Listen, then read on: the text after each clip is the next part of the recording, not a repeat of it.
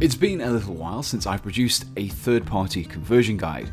In these videos, instead of only relying on parts that can be sourced from other Games Workshop kits, I show you alternatives from third-party manufacturers. In this video, I'll be doing just that and using some resin components to help me build an Ultramarine Veteran Intercessor. The basis of this conversion was the Hellblaster. I only needed legs and torso though, which meant you could easily use regular intercessors or even assault intercessors as the basis of this conversion if you so wished. I chose the Hellblaster specifically, but only for the fact that the poses in that kit are much more firmly placed and so are perfect for representing an unflinching veteran. With the torso and leg parts removed, I cleaned up the mold lines and the sprue tabs with my knife before assembling everything together. Now, the third-party components that I used for this conversion are these here.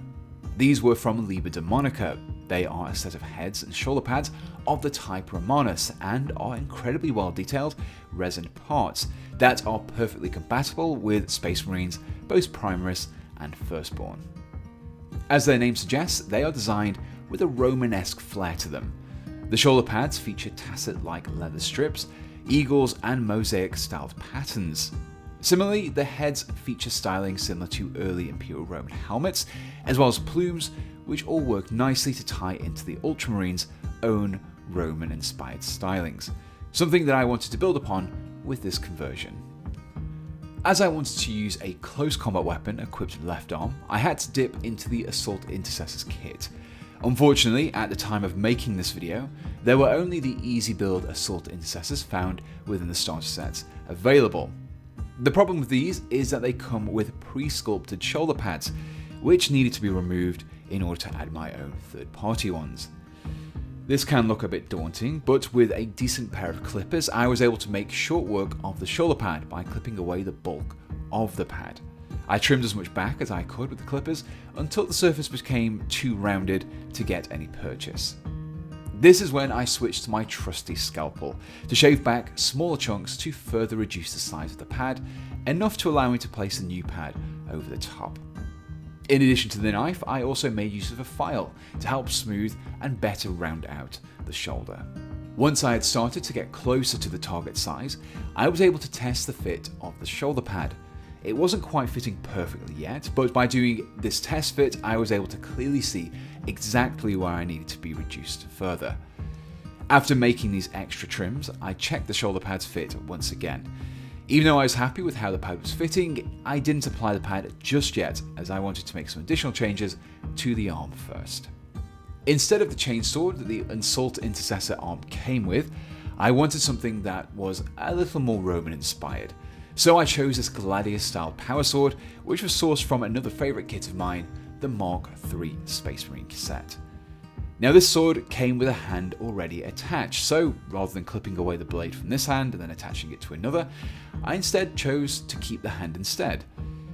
It's ever so slightly smaller than the existing primary scaled hand, but the difference is so imperceptible that I was able to get away with it. I started things off by using clippers to carefully remove the existing left hand from the Assault Intercessor's arm. The main priority here was to do as little damage to the large vambrace as possible, so once I had removed as much as I could with the clippers, I switched over to my knife. This was then used to both smooth out and trim any remaining parts of the hand, and to create a flat wrist joint. With the hand removed, I brought in the power sword hand to check the fit and see where the additional cuts would need to be made. I still hadn't removed quite enough of the vambrace that hung past the wrist, so this needed to be further trimmed. With enough room created, I could then finally glue the sword hand to the arm before gluing the arm to the torso. Continuing with the Roman theme and also the borrowing of components from Horus Heresy kits, I wanted to attach some leather tassets to the front of the belt. This particular component was taken from the Mark IV Space Marine kit and would fit nicely across the existing buckle with just a small amount of adjustment. I started by trimming the raised disc from the existing buckle before reforming the vertical groove using the point of my knife. With the disc removed, I now had a far less pronounced surface in which to add the tassets to. However, two small protruding tabs at either end of the tassets prevented me from getting a flush fit. These were also removed bit by bit until the belt could sit firmly in place with just a little glue. The final plastic parts to add to this model were a right pointing arm that was taken from the Intercessor sprue, the backpack, and some equipment pouches. The right arm wasn't from an easy build kit, so thankfully I didn't need to make any more trims, and the backpack and pouches fitted to the model with no adjustments needed either.